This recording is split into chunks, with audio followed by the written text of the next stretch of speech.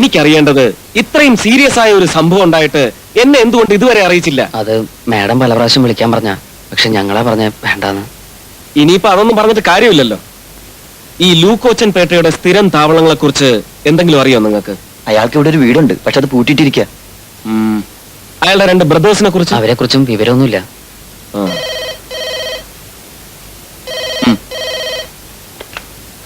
Hello, ഞാനാണ് Abraham John.